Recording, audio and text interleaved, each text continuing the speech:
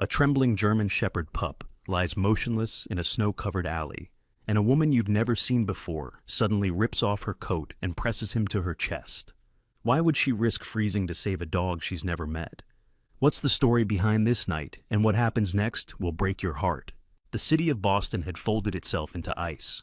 The wind screamed like a widow through narrow streets, catching in fire escapes and howling down brick corridors.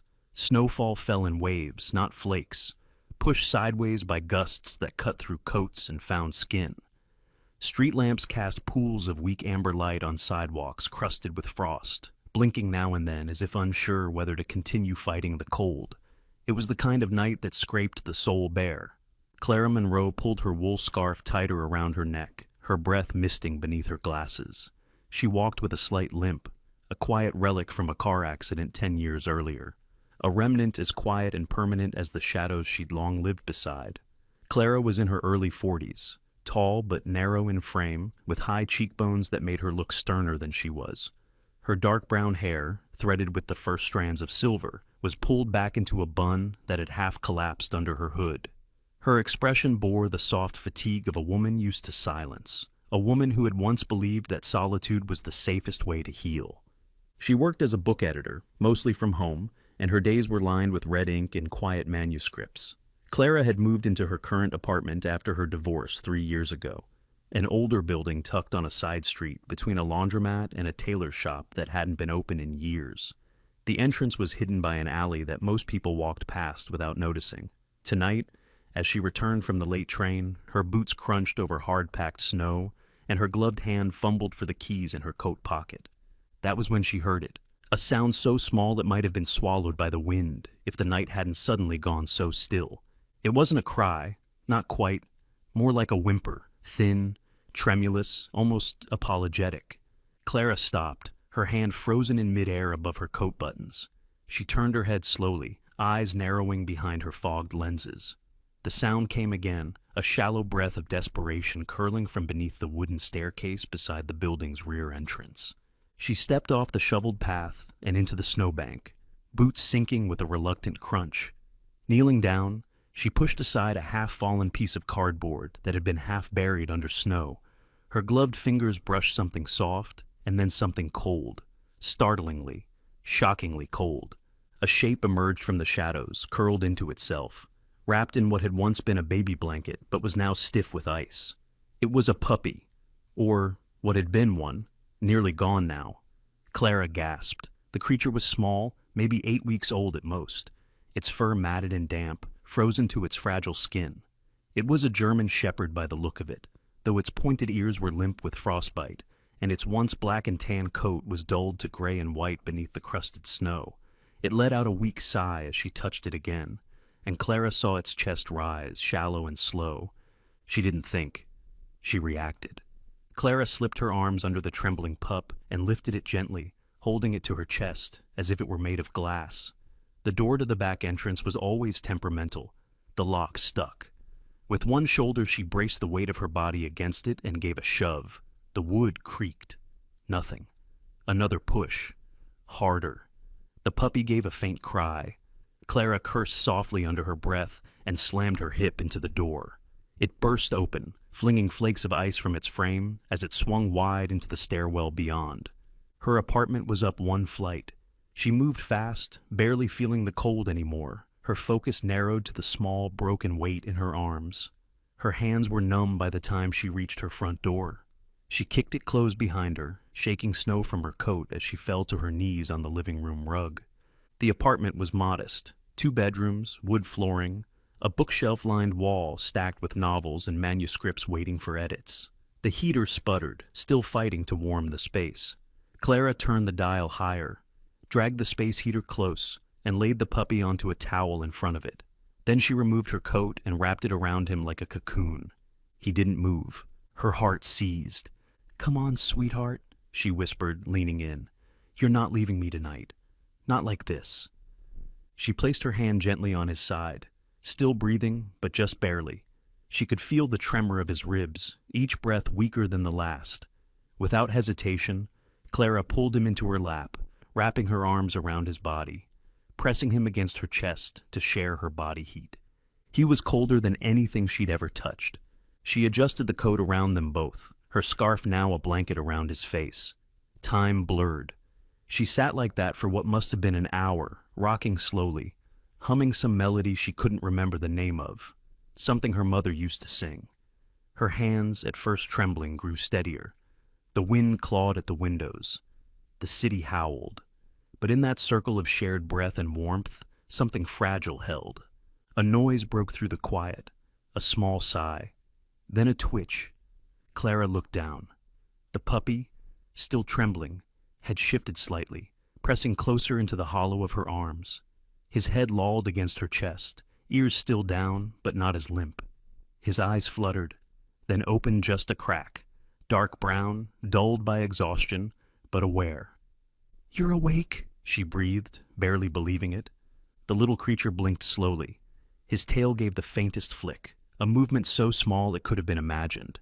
She smiled through the sting in her eyes. "I guess I'm not alone tonight after all." A name came to her, soft, simple. Aspen. She said it aloud, and the puppy stirred slightly at the sound. Clara stayed that way until the first hint of dawn glowed dimly through the curtains. She didn't sleep. She couldn't. There was still so much unknown. Where he'd come from, who had left him out there, and whether he would survive the full night. But for now, he was warm. He was alive. And she had already made a silent promise, one as old as winter itself. No one left out in the cold would be forgotten again. And neither would she. The morning arrived reluctantly, as if the sky itself mourned the long, frigid night. Outside Clara's apartment, Boston remained trapped in ice. The snowstorm had eased, but in its place was a bitter stillness, the kind that clung to window panes and made time itself feel suspended. The living room had turned into a fragile sanctuary where breath and body heat had kept death at bay. The space heater hummed like a heart in the corner, casting a circle of warmth around the woman and the small creature curled against her lap. Aspen lay quiet, his body still wrapped in the worn towel and Clara's thick wool coat. His fur had begun to soften at the edges, no longer stiff with frost, though the tips of his ears remained a dull gray blue from exposure. Clara hadn't moved for hours. Her back ached from the awkward position. Her legs had gone numb beneath her, but she didn't dare shift more than a breath. She watched the slow rise and fall of Aspen's ribcage with quiet reverence, as if it were a sacred rhythm. She had placed a book in her lap earlier, an old poetry collection, the spine cracked and familiar, but she hadn't read more than a line. The words blurred beside the rise and fall of the puppy's chest, his faint warmth a heartbeat she couldn't look away from. In this small room, in this suspended moment, she felt something loosen inside her, like thawing ice within her ribs. Her phone vibrated on the coffee table. Carefully, Clara eased Aspen onto the heated pad beside her and stood with effort, stretching limbs stiff from vigil. The caller ID read, Dr. Leo Tron. Leo had been Clara's vet when she first moved to this neighborhood. Vietnamese-American, in his late 30s, Leo had a calm, steady presence. He wore his dark hair close-cropped, and his sharp eyes were often half-lidded, as if he were always thinking 2 steps ahead. He had the demeanor of someone who'd seen more than he spoke of. He used to work in animal welfare investigations before opening his small clinic near the university. Clara hadn't spoken to him since her last foster dog passed away 2 years ago, but in the cold haze of dawn, she had texted him one word, help. She answered the call. Clara? His voice was low and clipped, like it always had been. I found a pup, she said, rubbing her eyes. Last night, under the stairs, he's barely hanging on. There was a pause on the line. Then, German Shepherd? Her breath caught. Yes. Brown eyes, frostbite on the ears, around 8 weeks? Clara frowned. Yes, how? I think I just saw his brother. He was already putting on his coat when he said it. Outside his small clinic, Leo stared through the glass at the bundle of fur recently brought in by a city snowplow driver. The dog had been found near a supermarket parking lot, curled up against a tire, no signs of food or shelter nearby. It was another German Shepherd pup, similar age, similar injuries. But this one hadn't made it. By the time Leo unwrapped the towel, the little body was cold and stiff, the eyes half open in a frozen stare that turned Leo's stomach in the way only failure could. Leo had seen too much of this in his former job. His years as an investigator for animal welfare cases had taught him that cruelty didn't always look like violence. Sometimes it was abandonment in a snowstorm. Sometimes it was silence, knowing what was happening and doing nothing. He had left that world behind when the bureaucracy grew too thick and the victories too rare. But there were moments like this, fragments of the old world, that found their way to him still. He packed his kit quickly and made a call before heading out. "Marcus, it's me. We might have something." Marcus Bell, mid-40s, worked in the city's animal welfare division, but had unofficially become Leo's go-to contact for cases that smelled off. Marcus had a broad build, graying curls, and a matter-of-fact tone that never quite covered the weariness in his eyes. He'd spent 2 decades chasing illegal breeding rings and rescue scams. Unlike Leo, he hadn't walked away. His inbox was full of half-closed investigations, most stalled by lack of evidence, jurisdiction issues, or worse, official interference. Leo explained the situation quickly. 2 pups, nearly identical, abandoned in the same area, both likely bred and dumped. Marcus listened in silence, then said, "The chip system's been flagged lately. Some dogs come in with blank identifiers or duplicate tags. It's like someone's mass-producing them and erasing their trail." Leo's voice sharpened. "You think it's another ghost registry?" "I think someone's found a new way to scrub dog origins. And these shepherds? They're not mutts. They're bred for something." Leo felt the old weight return, an itch in the back of his throat, the one that never fully went away after a decade of field cases. "I'll go see the one Clara found. If he's stable enough, I'll scan him myself." Back in Clara's apartment, the tension had eased just a little. Aspen was now breathing in deeper, steadier rhythms. She had placed a shallow bowl of warm water near him, but he hadn't moved toward it. His eyes, half-lidded, still watched her as if she were the first warm thing he had ever seen. When the knock came, it was 3 sharp raps, Leo's signature. Clara opened the door. "He's in here." Leo stepped in, already peeling off his gloves. "How's he doing?" "He made it through the night. I kept him warm. Tried to hydrate, but..." She trailed off, voice thin with worry. Leo knelt beside the puppy, fingers moving gently along his flank. "You did good," he murmured. "He shouldn't be alive, not in that cold." He pulled out a compact scanner and ran it along Aspen's neck. There was a beep, then a pause. Then the screen flickered. Leo's brow furrowed. "What is it?" Clara asked. He angled the scanner toward her. The readout was blinking. "ID code 00000, unregistered device. Warning, data fragmented, chip altered." "This isn't a normal chip," Leo said quietly. "It's been tampered with." Clara stared at the screen, heart thudding. "What does that mean?" "It means someone didn't want this pup to be traced." The room seemed to shrink around them. Aspen, still unaware of the storm he had carried with him, let out a soft, rattling sigh and pressed his head weakly into Clara's leg. Leo looked up. His voice was low but certain. This wasn't just a case of abandonment. He was erased. Clara reached down and ran her fingers along Aspen's tiny, fragile paw. For a moment, she saw beyond the whimpers and the frostbite. She saw a web of hands that had used and discarded him. But now he had landed here, in this small room, under her roof, in her care. She looked at Leo. "So what do we do?" Leo stood. "We follow the trail before it disappears again, starting with him." And for the first time in years, Clara felt something stirring inside her. Not fear, not sadness, but a spark of something like purpose. The early afternoon light slid lazily through Clara's windows, muted by the gray veil of clouds still hanging over the city. The snowstorm had passed, but its presence lingered like a memory. On the sidewalks, in the conversations of neighbors brushing off their stoops, in the hushed reverence that always followed nature's violence. Inside Clara's apartment, however, time had become something else entirely. Aspen, the German shepherd pup, lay bundled in a nest of towels and blankets in front of the space heater, his body still trembling occasionally with lingering trauma. His ears twitched at sudden sounds, and his eyes followed Clara with that same quiet trust, as though she were the single anchor in a world he didn't yet understand. Clara stood at the kitchen counter with Leo, watching as he unzipped a second veterinary kit. "You said something about his chip being altered?" she asked, her voice steady but laced with unease. Leo nodded, his dark brows drawn together. It's not just altered, it's been rewritten, like someone deliberately tampered with the identification registry. Leo had returned to his clinic after the scan earlier that morning, promising to bring more advanced equipment back. Now, as he powered on a palm-sized tablet linked to a diagnostic scanner, Clara noticed the way his shoulders tensed, how the easy calm he usually carried was gone. Leo Tran, usually composed and mildly aloof, now moved with brisk, deliberate purpose. He was tagged with a model usually used in research facilities or private breeding labs, Leo added, glancing toward Aspen. You don't see that in pet dogs. Clara's hands tightened around the mug of tea she held. He was owned then. More like possessed, Leo replied. These collars, especially the smart linked ones, are used to track everything. Vitals, location, even behavioral patterns.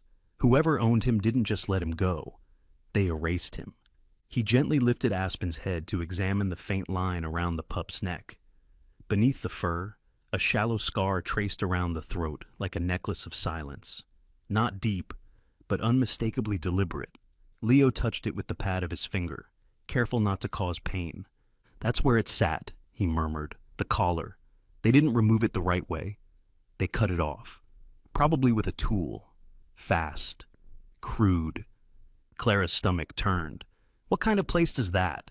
Leo didn't answer immediately. Instead, he powered up the scanner and gently ran it over Aspen's shoulder again. The screen blinked to life, then froze. The pixels trembled, lines of digital code flashing too fast to read. For a full 5 seconds, the entire system locked. Clara held her breath. Then, a sharp beep. The screen turned red. Warning. Experimental genetic variant detected. Trace unavailable. Access denied. Origin classified. Non-retrievable. What does that mean? Clara whispered. Leo's face had gone pale, the light from the screen reflecting off his glasses like twin shards of fire. He exhaled slowly and handed the scanner to Clara without looking at her.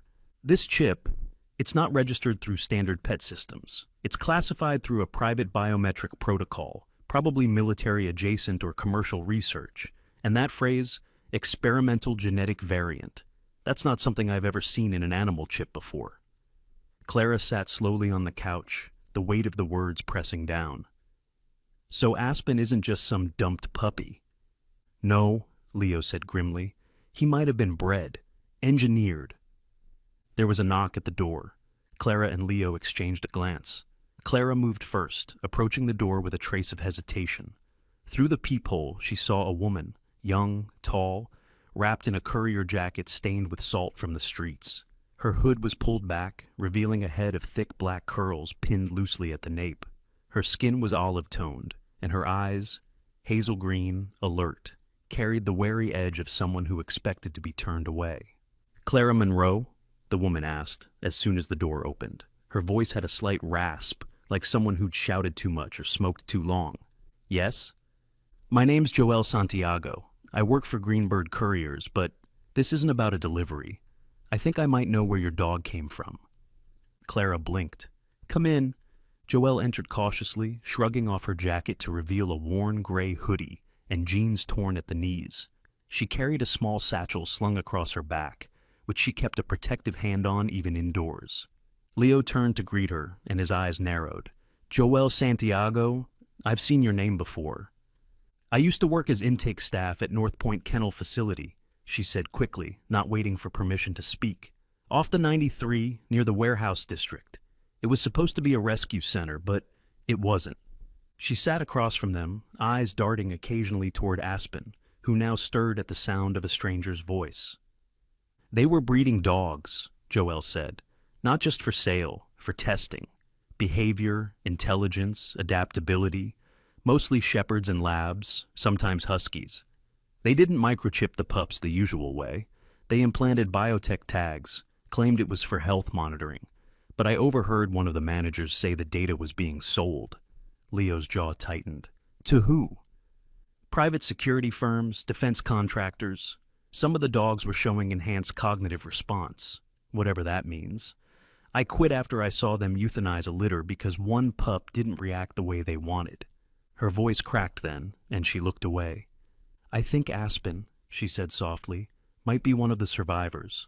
Silence hung heavy between them. Leo finally spoke. "Why come to us?" "Because I saw your post," Joelle said, turning to Clara. "Last night, you said you found him under the stairs. I recognize the markings. We used to call him Batch 7E. Clara flinched. "He's not a batch," she said, suddenly angry. Joelle didn't argue. "I know. That's why I left." From his blanket, Aspen let out a quiet whine. Joelle looked down, her eyes softening. "I think he remembers." Leo stood. "We need to get records, names, anything you can give us." "I have flash drives," Joelle said, pulling a plastic-wrapped bundle from her bag. "But if they find out I leaked anything, I'm done." "We'll protect you," Clara said, her voice firmer than she'd expected. Joelle nodded, her hand brushing over Aspen's head with the gentleness of someone trying to make amends. And in that moment, Clara realized that Aspen was more than a rescue. He was evidence, a living thread pulling them into something deeper, darker, and far from over. The night returned with a strange quietness, the kind that wasn't born of peace, but of withheld breath. Snow still lined the Boston sidewalks, like the remnants of a faded memory, and the clouds above hung low and heavy, concealing the city's true pulse beneath their weight. Inside Clara's apartment, however, the air was sharp with something else, tension that hadn't quite dissolved since Joelle's confession. The living room, once a sanctuary, now felt like a war room. Aspen was asleep by the heater, his body curled into a tight crescent. Even in rest, his paws twitched as if running from something only he could see. Clara watched him from the couch, one hand resting on a lukewarm mug of tea she hadn't sipped in over an hour. She couldn't stop thinking about the term Joelle had used, Batch 7, E, as if Aspen had been nothing more than a numbered item on an inventory sheet. Joelle sat nearby on the floor, cross-legged, scrolling through the encrypted files on the flash drive she'd brought. Her back was straight, tense, like she expected a knock at the door at any second. She was 26, wiry and strong, in the way of someone who had spent years moving heavy crates and navigating back hallways. Her eyes, framed by thick eyebrows and faint dark circles, held the weight of too many unspoken things.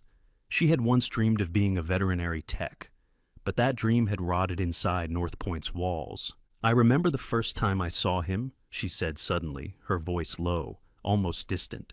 "Aspen. He was in the third row of containment, behind the surgical curtain." Clara turned to look at her, saying nothing. "He was tiny. Couldn't have been more than 3 days old, the runt of the litter. His fur hadn't even darkened yet, just this ghostly tan color. And he didn't move when the others did, just lay there, eyes still sealed. I thought he was dead." Joelle's hand hovered over the mouse pad as she stared into a space far beyond the room. But then his ear twitched, just once, and I remember thinking, he's still fighting, even when everything around him said not to. A faint growl broke her words. Aspen, half awake, lifted his head. His ears perked slightly, his gaze fixed, not inside the room, but toward the window. Clara followed his line of sight. Outside, the street was dim and quiet. A few figures passed by now and then, bundled in thick coats, but nothing unusual, except Aspen didn't relax. He stood, slowly, stiff-legged, tail lowered, not tucked, but tense, the way predators moved when sensing something just beyond the trees. He crept to the window, eyes narrowed. Then he growled again, this time louder. Clara stood. "Aspen!" He barked once, sharp and furious, a sound that didn't match his size or condition. Joelle sprang up beside her. "Something's wrong," she said. Clara peered through the curtain. Down the block near the alley entrance, a man stood with a delivery bag slung across his chest. His cap was pulled low, and his posture was unnaturally rigid. He wasn't knocking on any doors, just watching. "That's him," Joelle breathed. "I've seen him before. He was near North Point. I thought maybe just another courier, but no one's ever seen his ID." Aspen's bark became a snarl. He lunged toward the window, claws skidding on the wood floor. "Hey, shh, it's okay." Clara moved quickly, intercepting him. She grabbed his collar, trying to hold him back. But Aspen was too far gone. Some instinct had cracked open inside him, an old fear reborn. He bucked and twisted, barking like mad, eyes locked on the man outside. He lunged again. Clara pulled hard and lost her footing. She fell backward, her shoulder crashing into the bookshelf. Books toppled like dominoes. Her mug shattered on the floor beside her. Pain bloomed through her back and down her arm, hot and blinding. "Aspen, stop!" she gasped. But the pup had collapsed onto the floor, his chest heaving, tail curled in fear. His earlier rage had already bled away, replaced by tremors and confusion. He looked up at Clara with wide, guilt-ridden eyes, panting as if he'd run for miles. Joelle helped her up, eyes flicking toward the window again. "He's gone." Clara winced, clutching her arm. "That man—" "Someone's watching, and I don't think it's just curiosity," Joelle said grimly. "They know you have him. They're checking if the signal still works." Leo arrived 20 minutes later. He stepped into the apartment with snow still dusting his coat, eyes sharp the moment he saw the mess. "What happened?" "An unwanted visitor," Clara said through clenched teeth. She now sat with an ice pack over her shoulder, which was already beginning to bruise. Leo knelt beside Aspen, running a hand down the pup's back. "We need to move fast." He pulled a device from his bag, a signal jammer. "If they're using his old tag to ping a location, this will block it, but only temporarily." Joelle, now seated at the table, opened another file on her laptop. "I found a name, a sponsor, someone who donated $500,000 to North Point's behavioral enhancement program last year." Leo glanced up. "Who?" Joelle turned the screen toward them. A news article displayed a smiling woman at a ribbon-cutting ceremony for a downtown animal welfare center. Margaret Levain. Clara leaned forward. She recognized the name. Levain was a well-known philanthropist in Boston, a socialite in her late 50s, always on the news for some gala or charity event. She had icy blonde hair, always swept into a French twist, favoring dark velvet coats and pearls. Her voice was soft, but her words held power.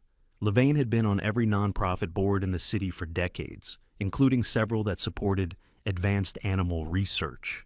"She's untouchable," Leo muttered. "Too much money, too much influence." "But if Aspen was part of that program," Joelle said, "then we have something they don't expect, a survivor." Clara looked down at Aspen, who now lay curled at her feet, tail thumping weakly as if apologizing. She reached down and stroked his head. "They tried to make him disappear," she whispered, "but he's still here." Leo stood. "Then let's make sure the world sees him." Boston had a strange way of growing quieter after a storm, as if the snow had muffled not just the sound, but the city's pulse itself. Streetlights hummed in the silence. Sidewalks were empty except for the occasional runner wrapped in thermal gear or the scraping of an old man's shovel on concrete. But beneath the hush, something else stirred. Something unseen, or maybe just unnoticed. And Clara Monroe felt it pressing at the edges of her apartment window like a breath on glass. Aspen had been restless since dusk, not in the panicked way he'd acted when spotting the courier man, but with a quiet unease, pacing near the front door, pausing, ears twitching, then walking back to the window as if he were waiting for something. Clara watched him while sipping reheated coffee, her bruised shoulder aching from the fall 2 nights before. Joelle was asleep on the couch, curled beneath an old quilt, the flash drives tucked securely in the inner pocket of her jacket. Leo had left an hour ago after checking in on Aspen and reinforcing the jamming signal on the pup's altered chip. It was just after midnight when Aspen stood still at the door and let out a low growl, not loud, not urgent, but deep enough to make Clara stand. He didn't bark, he didn't bolt. He just turned and looked at her, his eyes darker than usual, more focused. She opened the door. The hallway was quiet. The apartment building's heat buzzed faintly through the vents. Snow still clung to the outer windows, the stairwell lit by one flickering bulb. Aspen stepped outside, looking back once to be sure Clara was following. She grabbed her coat, slid on her boots, and left the door cracked behind her. They moved quietly, Aspen leading, not urgently, but with purpose. Clara trusted his instincts now. The way he walked, the slight pull of his body, as if following an invisible thread, was more certain than most humans she knew. They exited onto the side street and followed the same path where Clara had first found him, under the crooked wooden staircase, beside the alley dumpster, in the narrow corridor most of the neighborhood ignored. Tonight, the wind wasn't howling. It was still, breathless. That's when she saw it, a cardboard box, soggy at the corners, barely holding its shape. placed in the same crevice where Aspen had once laid half frozen. Aspen stopped in front of it, nose lowered. He didn't bark. He whimpered. Clara moved quickly, heart thudding. Inside the box, nestled against each other, were two puppies, German shepherds, smaller than Aspen had been, no more than 6 weeks old. One was black and tan, the other a more golden hue. Both were trembling, their fur crusted with sleet, eyes dull and half-lidded. They barely reacted to her presence. "Oh, God," Clara whispered, pulling off her scarf and wrapping it around the smaller pup. Aspen stood protectively beside the box, nose nudging the other gently. He licked its face, whining when it didn't move. Clara scooped them up as gently as she could and ran. By 2 a.m., Leo was in her apartment again, still wearing his coat, his eyes bloodshot but focused. He moved with the practiced speed of someone who'd done this too many times before. The living room had turned into a temporary triage center. Towels, heating pads, and medical supplies cluttered the floor. Aspen lay curled beside the new arrivals, his body forming a loose shield around them. "They're severely hypothermic," Leo said, kneeling by the pups, "but they're stable. You got to them just in time." Clara knelt beside him. "They didn't even cry." "Too far gone for that," he replied. "When they stop crying, that's when you worry." Joelle stood near the window, arms crossed. She hadn't spoken much since waking up to the chaos, but Clara had noticed her hands trembling slightly. She had refused to touch the box, or even come near the pups. When Clara finally looked at her, Joelle's face was pale. "They were going to die like him," she said, voice hoarse, "like the one I couldn't save." Clara walked over and placed a hand on her arm. "But you're here now? You helped us stop it." Joelle didn't respond. Instead, she turned away and saw something shoved halfway under the door. A white envelope. Joelle froze. She bent to pick it up, her name scrawled across the front in blocky, uneven letters. No return address, no stamps. Just weightless paper that felt like it carried stone. She opened it. Inside was a single sheet, typed in a font too generic to trace. "You're in over your head. Stay out." There are worse things than dogs that disappear. There was no signature, no logo, just that one message. Joelle didn't say anything at first. She simply handed the note to Leo, who read it in silence. Clara's heart thudded. "They know where we live," Joelle said quietly, "and they know who I am." Leo set the paper down. "They're getting nervous. That's a good thing." "Good?" Clara echoed. "It means they realize they've lost control. They dumped the other two tonight because they knew Aspen's still alive, and that he's drawing attention." Joelle finally looked up, jaw clenched. "You're right. No more hiding." The next day, Leo ran DNA on all 3 puppies using a portable genetic analyzer he'd borrowed from an old colleague at the university. It was experimental, slow, but precise. Clara watched as the screen processed, waiting for truth to take form. When it did, Leo simply nodded once. Same maternal line, same father, too. Aspen wasn't just one of many. He was part of a batch, a litter. These 2 were his siblings. "We don't know how many more are out there," Leo said, "but these three are together now." Clara looked at Aspen, who was lying beside the younger pups, his head gently resting across both their small backs. He hadn't moved from them since their arrival. "They never should have been separated," she whispered. Leo sighed. "The question is, why these 3? What made them different?" Joelle stepped closer, expression grave. "There was a file I saw, briefly, before I quit. It mentioned a test sequence, Project Polaris. Said they were looking for signs of empathy, behavioral anomalies, dogs that bonded unusually fast with others, even humans." She looked at Aspen, and her voice dropped. "They wanted to isolate compassion, as if it were a flaw." Clara felt her throat tighten.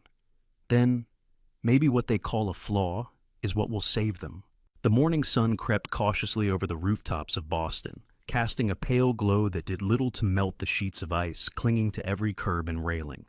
In Clara Monroe's apartment, warmth was not measured in degrees, but in motion. Aspen padded softly across the living room floor, pausing to nudge his siblings with his nose, before returning to sit by the window.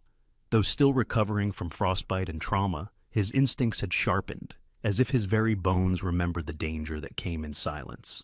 Clara stood near the kitchen island, phone to her ear, listening intently as Leo updated her on what he and Marcus Bell had uncovered. She wore a thick cardigan, hair swept up hastily into a knot, her eyes shadowed from too many sleepless nights. "Heard of Margaret Levain?" Leo asked through the speaker, his voice crisp even with static. Clara furrowed her brow. "Of course. Boston's golden philanthropist. Funds animal shelters, hosts televised charity events. There's a billboard of her with a rescue spaniel 5 blocks from here." "Yeah, well," Leo replied dryly. "Turns out that spaniel was staged. Marcus traced donation records. Levain's foundation channeled over $2 million to front organizations in the last 3 years. Many are connected to North Point Kennel, directly or through shell companies. We also confirmed she owns one of the warehouses used for transport." Clara set the mug in her hand down harder than she meant to. "You're telling me the face of Boston's animal welfare movement is laundering money for a dog trafficking operation?" "I'm saying she's more than a face. She's likely one of the architects," Leo said, "and we may finally have a way in." In the background, Aspen growled low. Clara glanced over. He was still by the window, staring down toward the street with his ears rigid, tail stiff, and body angled in alert. Clara crossed the room and pulled back the curtain just a little. A man stood near the alley. He wasn't moving. Black hoodie, dark jeans, hands in pockets. No delivery bag, no phone in hand, just watching. She stiffened. "Leo, he's back. The one from the other night. Get inside, lock the doors. I'll be there in 20, Leo said. But before she could move, the man started walking toward her building. Clara closed the curtain. "Aspen, stay." She grabbed her phone and keys, heart pounding. Aspen ignored the command. He was already at the door, body low, growl growing deeper. She stepped into the hallway, locking her front door behind her, and hurried down the stairs to the lobby. The light flickered overhead. She was halfway to the entrance when the front door flew open. The man charged. He didn't speak, didn't shout, just lunged, hands outstretched. Clara screamed, turning to run, but slipped on the wet tile floor. She hit the ground hard, elbow cracking against the floor as the man's shadow loomed over her. He reached down. Then a blur of tan and black streaked into view. Aspen. He slammed into the attacker's side, snarling with a sound Clara had never heard before. Teeth flashed. The man cursed, trying to shake Aspen off, but the dog held fast, jaws locked into the fabric of the hoodie. A second later, another figure burst through the lobby. Officer Marcus Bell. Stocky, broad-chested, with a full beard peppered in gray and a voice like gravel, Marcus tackled the man to the ground in one practice movement. Aspen finally released his grip, backing away with a bark. The man thrashed under Marcus's knee. "Get off me, man!" "Too late for that," Marcus growled, slapping cuffs on his wrists. "You just attacked a civilian." Clara sat up, shaking, one hand gripping her throbbing arm.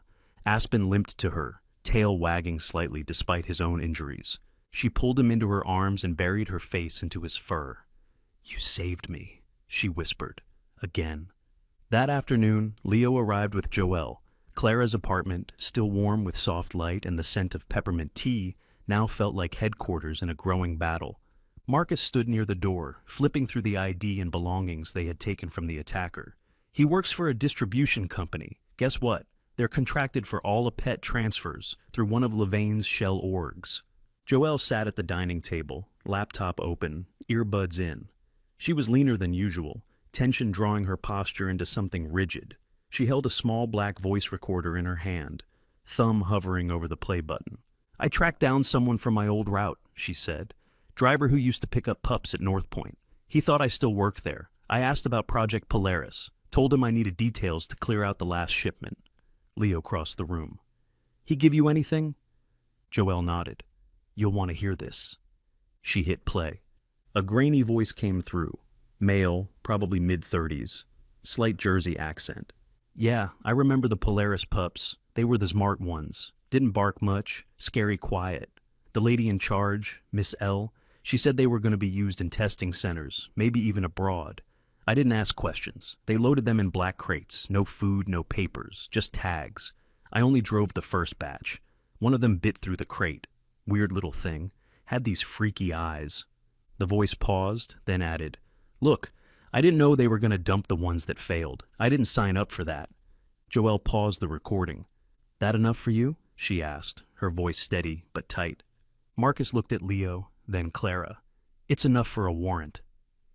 By nightfall, the apartment was quieter, but no one was calm. Clara sat beside Aspen, watching the pup sleep. She touched the scar around his neck gently, whispering things he wouldn't understand but seemed to feel. He looked up at her with those dark eyes that had seen too much for their age.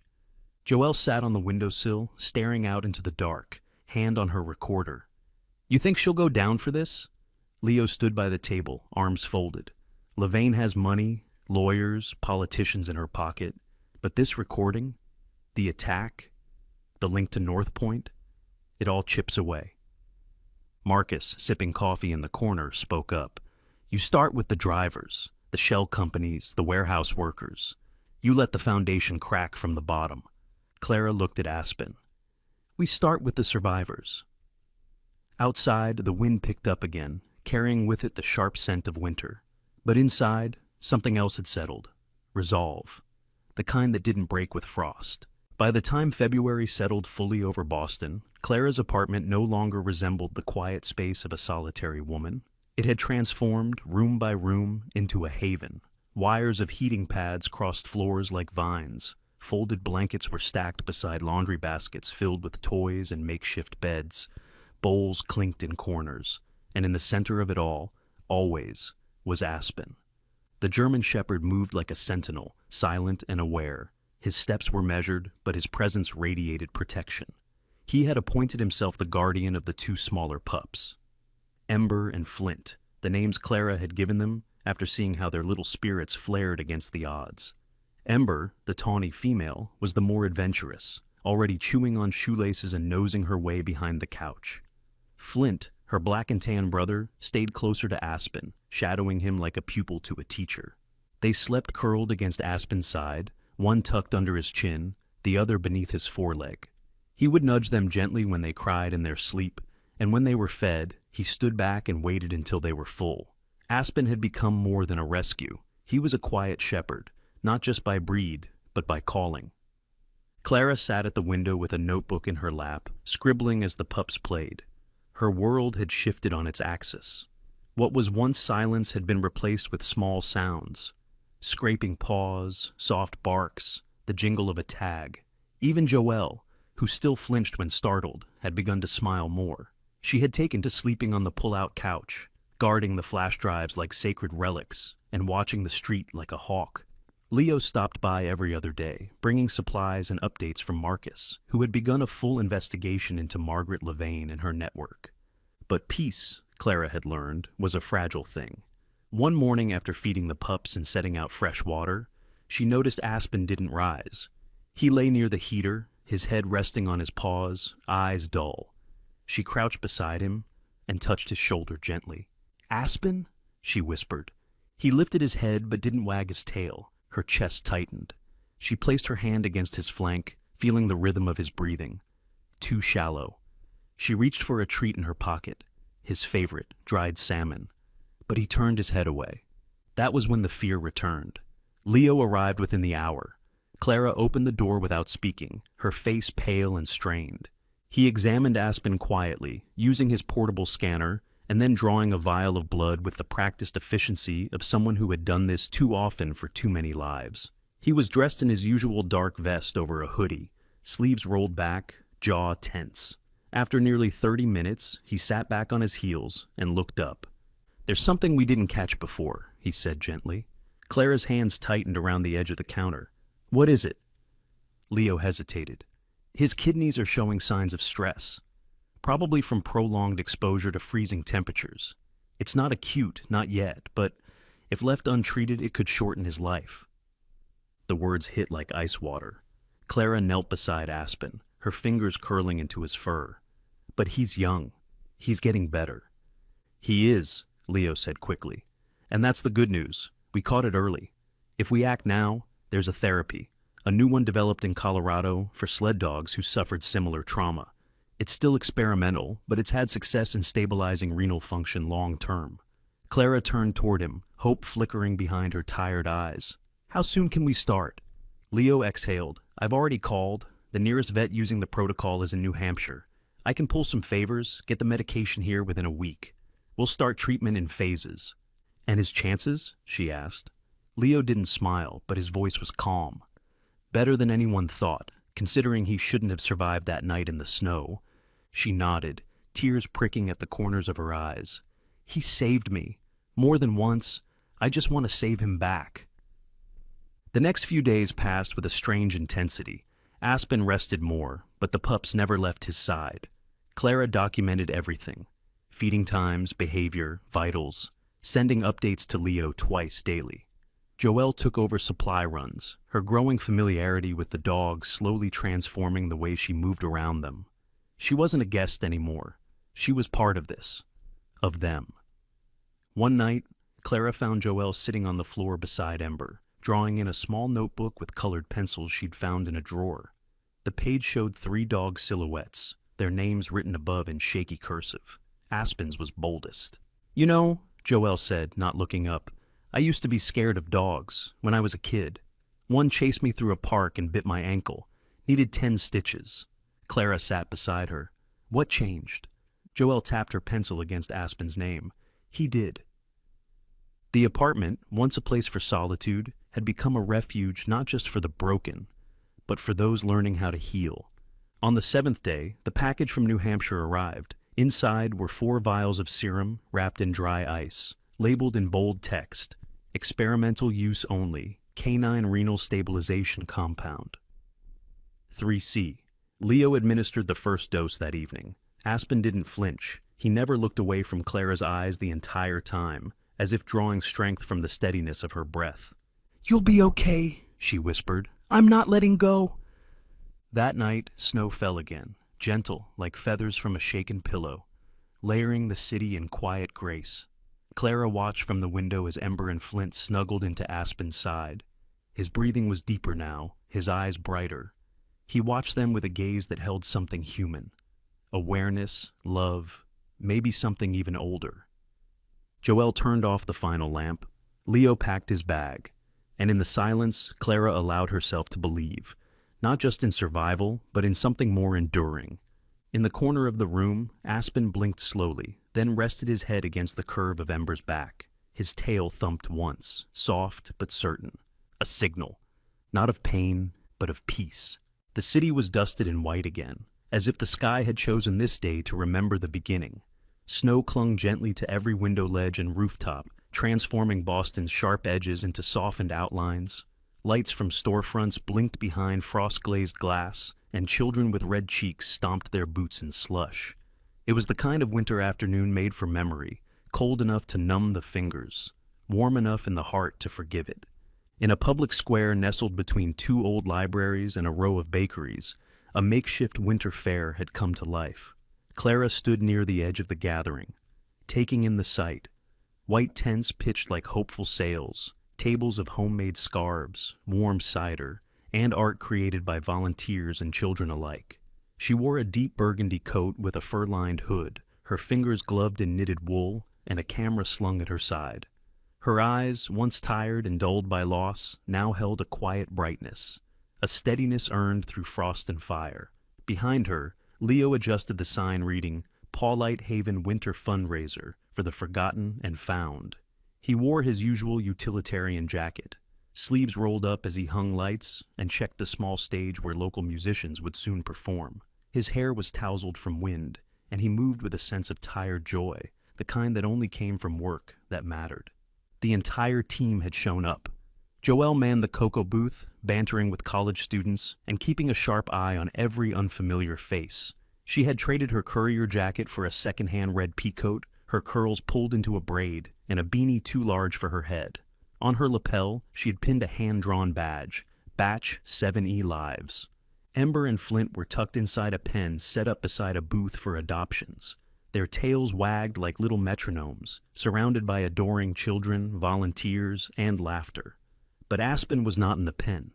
He moved slowly through the crowd beside Clara, no longer the half-frozen pup she had once cradled beneath a staircase, but a fully grown shepherd with proud bearing and a coat that shimmered gold and black in the snowlight. His steps were deliberate, his eyes constantly scanning the crowd, but his tail swung easily behind him. Where he walked, people smiled. Where he paused, hands reached down to pet him. They had called it a fundraiser, but really it was something deeper. It was a declaration that the forgotten could be remembered, that the abandoned could come home, and that a heart, when loved, did not freeze. Around mid-afternoon, Clara was approached by a woman in her 40s, wearing a dark green coat and a staff badge from the Massachusetts Child Recovery Center. Her name was Rena Holloway, a slim, tired-eyed woman with curly brown hair, faint freckles, and a voice like folded linen. Soft, used to explaining gently but firmly. She introduced herself with a hesitant smile. "I brought one of our residents. I hope that's okay," she said, motioning toward the edge of the fair. Clara followed her gaze. A girl stood near the edge of the tented area, about 9 or 10 years old, pale, thin, with long blonde hair tucked under a hat too big for her face. She wore a purple puffer jacket zipped to her chin, arms crossed tightly over her stomach. She didn't move. She didn't smile. She didn't look up. Her name, Rena explained, was Elsie. "She hasn't spoken since the accident," Rena said softly. "Car crash. Lost both parents. That was 6 months ago." Clara's heart clenched. "She hasn't smiled either," Rena added, almost apologetically. "But she loves dogs. We thought maybe this might reach her." Clara nodded. She didn't say anything. Instead, she turned and whistled softly. Aspen's head perked. He had been lying beside the cider booth, tail thudding lazily. At Clara's gesture, he stood, shook off the snow from his coat, and walked over. He was calm, collected, as if he understood something bigger than what words could express. Clara crouched beside him. "Go on," she whispered, not to command, but to ask. Aspen turned and began to walk. The crowd parted slightly. A few children paused to pet him as he passed, but he barely slowed. His eyes were locked on the girl standing motionless at the far end of the fair. As he approached, Elsie didn't flinch. She didn't move away. Aspen stopped in front of her, sniffed once, then slowly, deliberately, sat down. Then he leaned forward and placed his head gently on her boot. The world paused. Elsie blinked. Her lips parted just a little. She looked down at him. Aspen looked up, unmoving. Elsie slowly knelt, one hand trembling as it reached forward. It hovered, then landed on the top of his head. Clara's throat closed. Leo, watching from the booth, stopped mid-sentence. Joelle turned and saw it, eyes shining. Elsie's shoulders shook, not with fear, with breath, with something breaking. Her mouth trembled, then curved. It was faint, but it was a smile. Her first in 6 months. That night, after the tents came down and the square emptied, the core team remained behind. Clara, Leo, Joelle, and Marcus stood with Aspen and the pups near a small stone bench at the mouth of the alley where it had all begun. It had been scrubbed clean, polished, and carved with care. On the backrest, in quiet chiseled letters, read the words, "Here, love was found under snow." Joelle held the candle first, her hands surprisingly steady. She lit it and passed it on. Clara took the flame last, placing it gently beside the stone. The wind didn't blow it out. Not tonight. Aspen lay beneath the bench, his eyes half closed, tail gently thudding, as Clara sat beside him. The pups nestled close, and Leo stood with his hands in his coat pockets, watching the street as if listening for footsteps no longer feared. Clara looked around the small circle of people and dogs that had come into her life through pain, through persistence, through fire and ice. "Do you remember," she said, "when we thought this would end in silence?" Leo smiled. "And now it ends in light." No one replied. They didn't have to, because the truth was already written, in scars, in paw prints, in stone, and in the warm breath of a dog who had once been discarded beneath snow and now lay surrounded by everything he had saved. He had not frozen, and neither had they. Sometimes, the greatest miracles don't come in the form of thunder or light. They come quietly, in the stillness of a snowstorm, in the eyes of a dog that refuses to give up, or in the smile of a child who hasn't smiled in half a year. Aspen was never meant to survive, but he did. Not because the world was kind, but because love found him, even in the coldest corner of the city. And through that love, he found the strength to heal not just himself, but everyone around him. Maybe you too have felt forgotten. Maybe life has buried you under silence, or loss, or pain that no one else can see. But let this story be your reminder. God doesn't forget the ones the world throws away. And sometimes, his greatest blessings are wrapped in fur, left in a cardboard box, waiting to change someone's life. So, if you believe in second chances, if you've ever been saved by something or someone you didn't see coming, say a prayer for every lost soul out there still waiting to be found. Share this video so others may remember that love still exists. Comment below if you believe in miracles. And don't forget to subscribe so you never miss another story where faith meets fur. May God bless you and all those you hold close. A tiny, helpless puppy was trapped in a storm drain, his cries drowned by the relentless rain.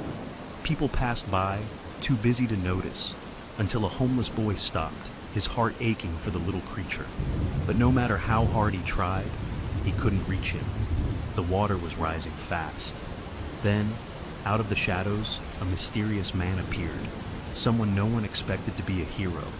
What happened next left an entire community in tears. Chapter 1. Cries in the Rain. The rain had been relentless since dawn, pounding the streets of Chicago with icy sheets that blurred the city lights. Thunder rumbled overhead, shaking the air, while rivers of water rushed along the curbs, feeding into the storm drains that lined the cracked sidewalks. Among the deafening noise of the storm, there was a softer sound, one barely noticeable amidst the downpour, a tiny, desperate whimper. The source of that sound was a small puppy, no more than 6 weeks old, its fragile body half submerged in a storm drain. It had short, matted fur the color of caramel, though the rain had darkened it to a deep chestnut. Its eyes, wide, glassy, and terrified, blinked rapidly as water swirled around its tiny paws. The puppy had no collar, no signs of ever belonging to someone, and yet it cried as if pleading for a rescue that seemed impossible. Pedestrians hurried past with umbrellas and raincoats, their faces turned downward, oblivious to the tiny creature's struggle. The streets of Chicago had a rhythm of indifference, where rushing through was easier than stopping. No one noticed, except for Ethan. Ethan was 11 years old, but the harshness of life had aged him in ways no child should endure. He was thin, his frame wrapped in layers of oversized, ragged clothing that barely kept him warm. His dark brown hair was tangled, his face smudged with dirt, and his sneakers, once white, were now soaked and torn. He had been living on the streets for months, ever since his mother had disappeared, leaving him with nothing but the worn-out backpack slung over his shoulder. Most people ignored Ethan, just like they ignored the puppy. He had learned long ago that begging for help only led to cruel stares and murmured judgments. But when he heard the tiny whimper, something in him refused to walk away. Kneeling by the grate, Ethan peered inside, his heart twisting at the sight of the shivering puppy. "Hey, little guy." "Hold on," he murmured, stretching his arm through the bars, but the opening was too narrow, and the puppy flinched, scrambling against the rising water. Panic surged through Ethan's chest. The rain wasn't letting up, and the water level inside the drain was rising fast. If no one helped, the puppy would drown. He looked around, searching for someone, anyone, who might listen. "Please, someone help," he shouted, waving his arms at the passing figures beneath their umbrellas. A businessman in a sleek black coat barely spared him a glance. A woman in heels pulled her child closer, avoiding his gaze. A teenager with headphones walked right past. No one stopped.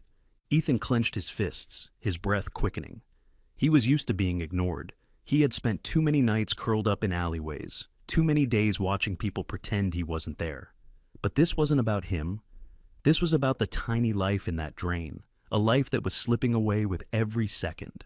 He turned back to the grate, ignoring the rain soaking through his clothes. He had to do something. That was when a deep, weathered voice spoke behind him. "What's going on, kid?" Ethan spun around and found himself face to face with Frank. Frank was a man in his late 50s, his once broad shoulders now slumped from years of hardship. His salt and pepper beard was unkempt, his skin rough and tan from years of exposure to the elements. He wore a tattered brown coat over an old flannel shirt, his boots caked with mud. But despite his worn-out appearance, his blue-gray eyes were sharp, observant. Frank had been homeless for over a decade, moving from shelter to shelter, never staying in one place too long. He spoke little about his past, but there was a quiet strength in the way he carried himself. He had learned how to survive when the world had forgotten him, and yet, unlike most, he had not lost his ability to care. "It's a puppy," Ethan said quickly, pointing to the drain. "He's stuck, and the water's getting higher." Frank crouched beside him, peering into the darkness below. The puppy whimpered again, barely keeping its head above the water. Frank exhaled sharply. "Damn storm," he muttered. "All right, kid, we gotta act fast." He pulled a metal hanger from the bag slung over his shoulder, a makeshift tool he often used to fish through dumpsters for scraps. He bent it into a hook, sliding it through the bars, trying to loop it under the puppy's small body. But every time he got close, the water pushed the puppy further out of reach. "Come on, little guy," Frank murmured, his voice steady. "Work with me." Ethan held his breath, his fingers gripping the cold metal bars as Frank tried again. The rain pounded harder, the water inside the drain churning wildly. The puppy yelped, then suddenly slipped, its tiny body plunging deeper into the rushing water. "No!" Ethan screamed, his heart stopping. Frank cursed under his breath. The rain wasn't slowing down. The drain would flood within minutes. Ethan felt helpless, his chest tight with frustration. The same helplessness he had felt when his mother had left. The same helplessness that had followed him every day since. But this time, he refused to let it win. He looked up desperately at Frank, but the old man was already making a decision Ethan never expected. With one swift motion, Frank tossed his coat aside and moved toward the edge of the drain. His hands gripped the wet pavement as he positioned himself, preparing to do something reckless. "What are you doing?" Ethan gasped. Frank shot him a wry, tired smile. "Somebody's got to go in." And with that, he lowered himself into the rushing water. Frank barely had time to register the icy shock of the water before it pulled him under. The current was far stronger than he expected, a churning force that slammed him against the slimy concrete walls of the storm drain. Darkness swallowed him, the only light coming from the distant opening above where Ethan's terrified face hovered. The water stung his eyes, filling his ears with an angry roar. He had been through rough situations before. Freezing nights on the streets, fights over food and shelters, the slow, gnawing pain of hunger. But this was different. This was a fight against something bigger than himself. He kicked hard, trying to orient his body against the rushing current. Somewhere ahead, the tiny whimper of the puppy still echoed, weak and fading. Frank pushed forward, his arms straining against the pull of the water. His old muscles screamed in protest, but he ignored them. He reached out, his fingers brushing against something small and trembling. The puppy. It was barely clinging to the side of the pipe, its tiny claws scratching against the slick metal. "I got you, little guy," Frank rasped, securing his grip around the sodden fur. The puppy's body was limp from exhaustion, but its heart still pounded beneath Frank's fingers. He didn't have time to celebrate. The current surged again, dragging him further down the tunnel. Above ground, Ethan was gripping the edge of the grate so hard his knuckles turned white. His pulse pounded in his ears, his breath coming in shallow gasps. Frank had disappeared beneath the water, and the only proof that he was still alive was the occasional splash below. People were still walking past, ignoring him. He couldn't let this happen. "Somebody help!" Ethan shouted, his voice raw. He had never felt more powerless in his life. Then, finally, someone stopped. Margaret had been locking up her cafe for the evening when she heard the shouting. She was in her late 40s, a woman with warm, olive-toned skin and sharp, dark eyes that missed nothing. Her thick brown hair was streaked with silver, always tied back in a loose bun, and she wore an apron over her coat, a sign that she had barely finished her shift. She wasn't the kind of person who ignored things. Life had made her that way. She had been raised in a rough neighborhood, taught to be tough, to survive, to stand up for people who couldn't stand up for themselves. Losing her husband to a car accident 10 years ago had only hardened her resolve. If she saw someone in trouble, she acted. Now, she was staring at the soaking wet boy, his face streaked with rain and panic, pointing desperately at the storm drain. "There's a man down there. He was saving a puppy, but the water, he's stuck. I think he's drowning." Ethan was practically gasping the words out. Margaret's eyes widened, and without hesitation, she pulled her phone from her coat and dialed 911. I need emergency rescue on 4th and Monroe, now. There's a man trapped in a storm drain, and the water's rising fast. She turned back to Ethan, placing a firm hand on his shoulder. What's his name? Frank, Ethan choked out, his body shaking. Margaret's grip tightened. Okay, Frank is going to be okay. Help is coming, but we have to keep him above water until then. Inside the drain, Frank was fighting to stay afloat, the puppy clutched tightly in his arm. His head broke the surface for a split second, just enough for him to see the light above. A voice reached him, Margaret's, calling out. Frank, if you can hear me, hold on, we're getting help. Help. The word barely registered. He didn't have time to wait. He could feel the puppy's tiny chest heaving, the little body too weak to fight anymore. If he didn't act now, it wouldn't make it. Summoning the last of his strength, Frank maneuvered his body against the current, pushing himself upward. His arms were trembling, his breath ragged, but he reached toward the narrow opening above. Ethan saw the movement, and without thinking, he threw himself flat on the wet pavement, reaching down. Frank, give me the puppy! Frank barely managed to stretch his arm upward, his hand slipping against the cold metal of the grate. Ethan lunged, his fingers closing around the scruff of the tiny, soaked creature. He pulled with everything he had, lifting the trembling puppy free of the drain. The moment the weight left his hands, Frank felt the current grab him with renewed force. Frank! Ethan's voice cracked, his arms reaching back down, but it was too late. The water surged violently, dragging Frank backward into the darkness. The last thing he saw before the world went black was Ethan's horrified face disappearing from view. Ethan's hands were shaking as he clutched the tiny, drenched puppy to his chest. Rain still pounded the streets, soaking through his clothes, but he barely felt it. His eyes remained fixed on the storm drain, his voice raw from shouting. Frank! Frank!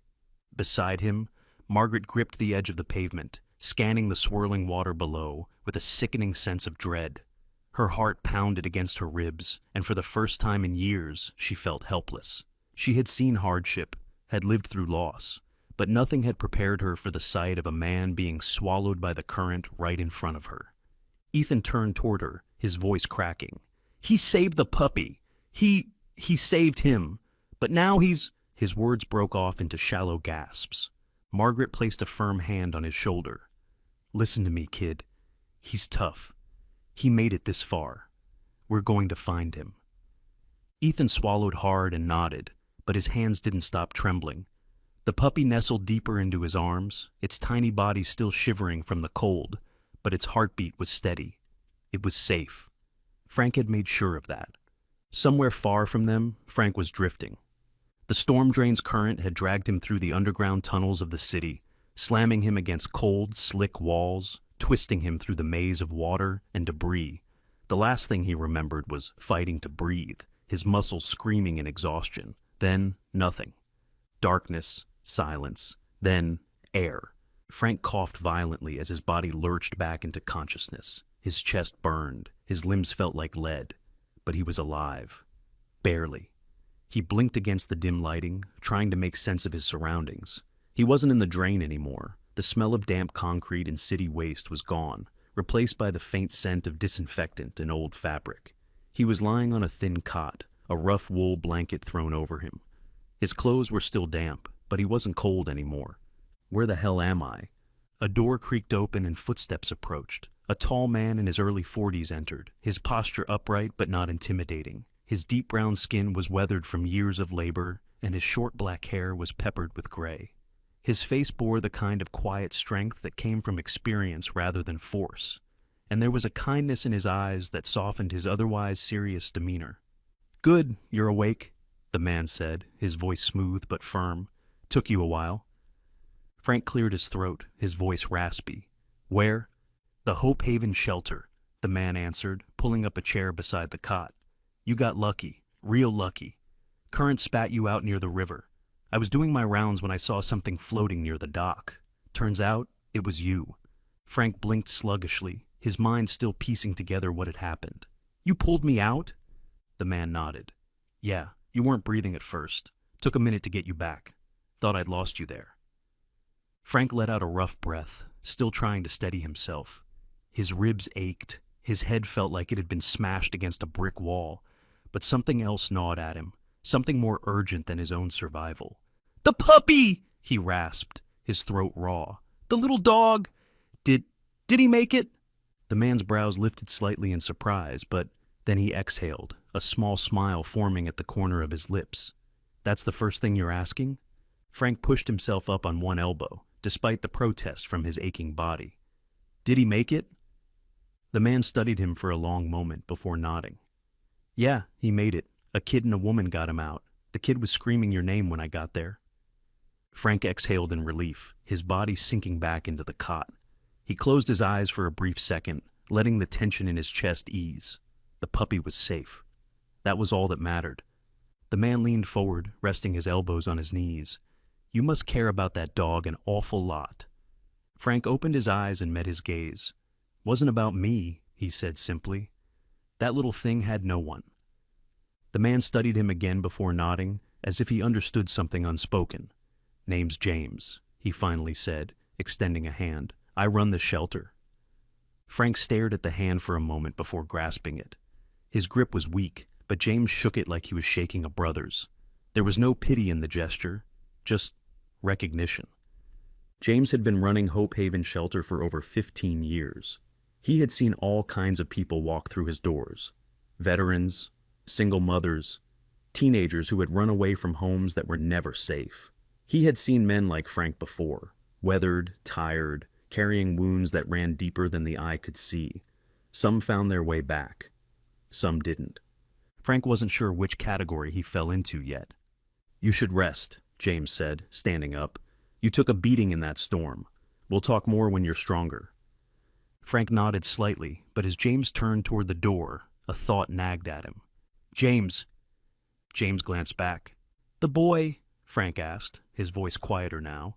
"Ethan, does he have anyone?" James hesitated. "Not that I know of. He disappeared before I got to the scene, but from what I heard, kid's been on the streets for a while." Frank's jaw tightened.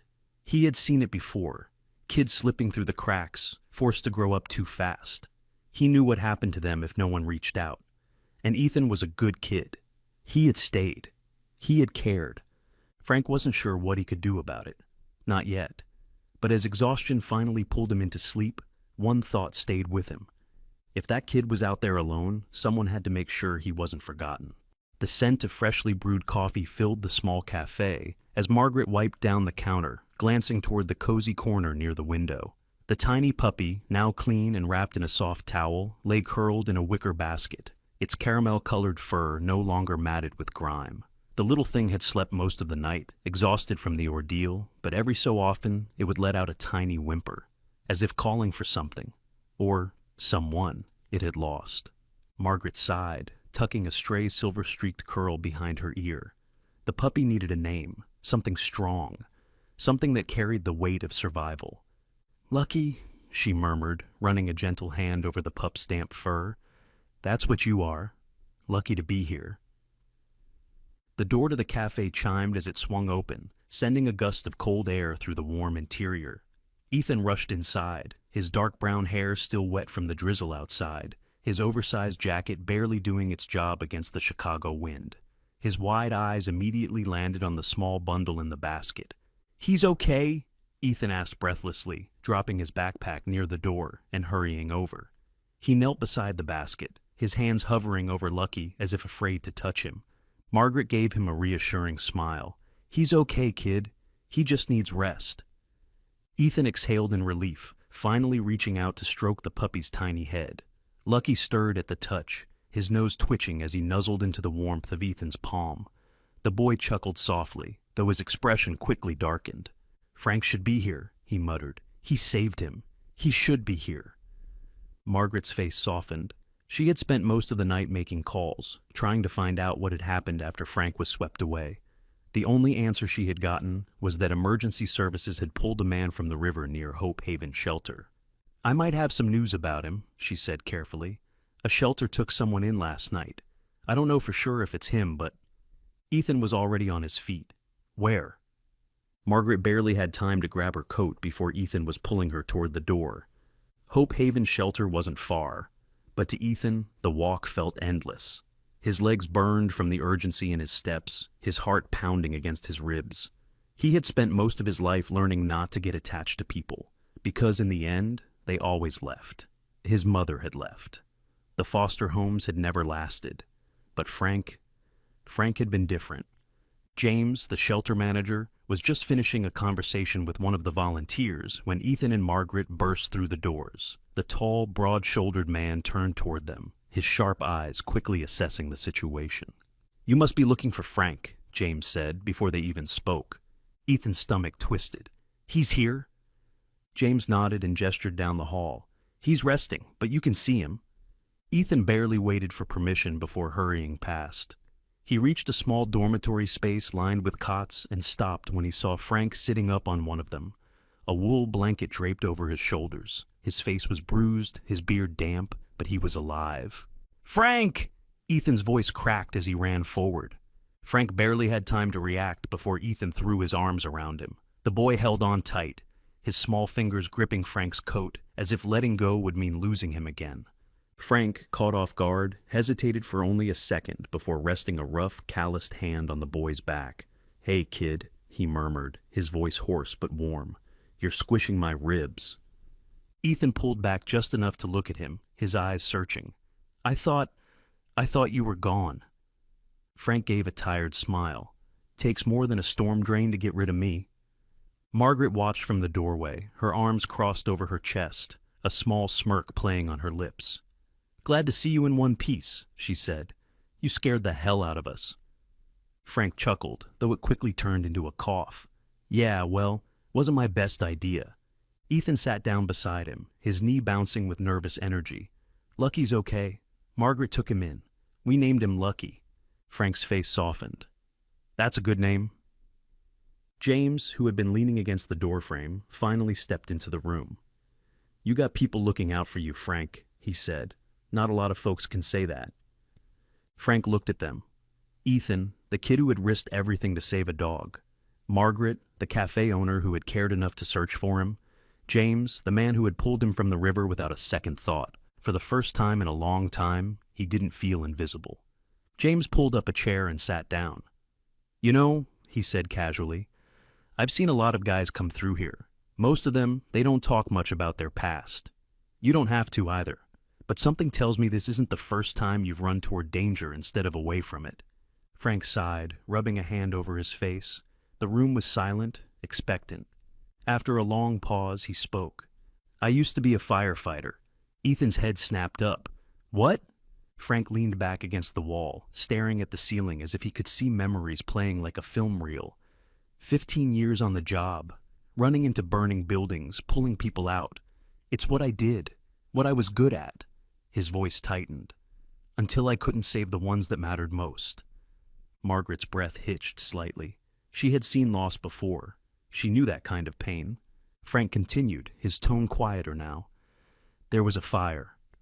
My wife and daughter were inside. I was on call, but by the time I got there," he swallowed hard, "I didn't get to them in time." Ethan's throat went dry. He had lost people too, but never like that. Never with the weight of responsibility pressing down like a crushing force. Frank exhaled sharply, shaking his head. "After that, I didn't see the point in sticking around. The job, the house, everything. It didn't matter anymore. I walked away from it all, ended up on the streets. Been there ever since." The room was heavy with silence. Then, Ethan spoke, his voice small but firm. "You saved someone again." Frank looked at him confused. Ethan straightened his shoulders. "Lucky, you saved him, and you saved me too." Frank held his gaze. Something inside him shifted, something he hadn't felt in years. James clapped a hand on his shoulder. "Sounds to me like you've got more saving left to do." Frank didn't respond right away, but for the first time in a long time, he thought that maybe, just maybe, they were right. The early morning light streamed through the cafe windows, casting a golden glow over the small space. The scent of fresh coffee and warm pastries filled the air, mingling with the quiet hum of conversation from the few customers who had braved the chilly morning to stop by. Margaret wiped her hands on her apron, her sharp eyes scanning the shop. Frank sat at a corner table, nursing a cup of black coffee, his fingers wrapped around the warm ceramic. He looked better than he had a few days ago, less like a man weighed down by ghosts, though the weariness in his blue-gray eyes still lingered. He was clean-shaven now, his salt and pepper hair combed back, and his clothes, though simple, were neat. It was a far cry from the soaked, battered figure that had been pulled from the storm drain. Margaret walked over, placing a plate of toast in front of him. "You need to eat," she said, crossing her arms. "Can't run on just coffee." Frank smirked, picking up a slice. "Didn't know I was running." Margaret rolled her eyes. "You will be, if you take my offer." Frank looked up. "You serious about that?" She leaned against the table. "Damn right I am." Margaret wasn't the type to offer handouts. She had built this cafe from the ground up, pouring every ounce of effort into making it more than just a business. It was a place for people who needed warmth, a place where regulars felt like family, and somewhere in the last few days, Frank had become one of those people. "I could use an extra pair of hands around here," she continued. "Someone to help with deliveries, keep an eye on things. It's not much, but it's steady work. And you'd have a reason to be somewhere every morning." Frank hesitated, his fingers tapping against the mug. It had been years since he'd had any kind of stability. The thought of a routine, of responsibility, felt foreign. But when he looked at Margaret, he saw that she wasn't offering out of pity. She was offering because she believed in him. Finally, he nodded. "All right, I'll take the job." Margaret smirked. "Good. You start tomorrow." Frank chuckled, shaking his head. "Not even a training period?" "Sink or swim, buddy," she said, patting his shoulder before heading back to the counter. Frank watched her go, a quiet sense of gratitude settling over him. Maybe, just maybe, this was the start of something real. Ethan sat at the kitchen table later that evening, bouncing his knee as he watched his foster mother, Sarah, prepare dinner. Sarah was in her early 40s, a woman with soft features and tired eyes that held a quiet strength. She had never been able to have children of her own, which was why she had opened her home to foster kids. But money was tight, and taking in another mouth to feed, especially a puppy, wasn't a simple decision. Ethan had already pleaded his case. Now he was waiting for the verdict. Sarah sighed, glancing at the tiny puppy curled up in Ethan's lap. Lucky had grown stronger over the past few days, his fur fluffier, his eyes brighter. He nuzzled into Ethan's hoodie, tiny paws tucked against his chest. "You know we don't have much," Sarah said gently. "I know," Ethan said quickly. "I'll help. I'll take care of him. He won't be a burden, I promise." Sarah exhaled, leaning against the counter. She had seen the way Ethan looked at that dog, how protective he was, and she knew what it was like to want something to hold on to, something constant. After a long pause, she finally nodded. "All right, he stays." Ethan's eyes widened. "Really?" Sarah smiled softly. "Really, but you're responsible for him." Ethan beamed, hugging Lucky close. The little puppy wagged his tail, licking Ethan's chin as if he understood what had just happened. Frank, who had been sitting quietly at the table, watching the exchange, felt something shift in his chest. Lucky had found a home. And for the first time in a long time, Frank felt like maybe he had too. The winter winds of Chicago gradually softened, giving way to the crisp air of early spring. The city still bustled with its usual indifference, pedestrians rushing past each other, cars honking in frustration. But inside Margaret's cafe, there was warmth. Not just from the scent of freshly brewed coffee or the golden light that pooled onto the wooden floors, but from the people. Frank had never imagined himself working in a cafe, yet now he was a part of its daily rhythm. His rough hands, once accustomed to gripping fire hoses and digging through debris, now carried trays of coffee, fixed leaky pipes in the back, and sometimes, even though he'd never admit it, helped Margaret with the occasional pie recipe. He had become a presence that people noticed. The customers who had once barely glanced his way now greeted him by name. The regulars appreciated the way he checked in on them, his quiet nods of understanding when they needed a moment of silence with their coffee. The homeless who wandered near the cafe found that Margaret and Frank never turned them away, always finding an extra muffin or a warm drink to offer. And then there was Lucky. The small caramel-colored puppy had grown into a playful, energetic dog with a tail that wagged like it was powered by pure joy. He had become the cafe's unofficial mascot, dashing between tables, greeting customers with enthusiastic licks, and curling up near the counter where Margaret kept a small basket just for him. For Ethan, Lucky had become his closest companion. Every day after school, he would rush to the cafe, his backpack barely making it to the coat rack, before Lucky tackled him with excitement. The boy, once used to loneliness, now had a friend who never failed to make him laugh. One evening, as the sun cast long golden shadows across the cafe, Ethan sat outside on the front steps, tossing a small rubber ball for Lucky to chase. Frank wiped his hands on a rag as he leaned against the doorframe, watching the two with a quiet sense of contentment. "Not bad for a stray," Frank remarked, nodding at Lucky, who had just skidded to a stop, his tail wagging furiously. Ethan grinned. "Not bad for either of us." Frank chuckled, shaking his head. "You're getting smart, kid. I had a good teacher." Before Frank could respond, the cafe door swung open, and a boy no older than 10 stepped hesitantly onto the sidewalk. He had light brown hair that fell into his wide blue eyes, his hands clutching the straps of his too big backpack. His clothes were clean but worn, the edges of his sleeves fraying. Ethan turned, curious. "Hey, you okay?" The boy's gaze locked onto Lucky, and before anyone could say another word, he dropped to his knees, wrapping his arms around the dog.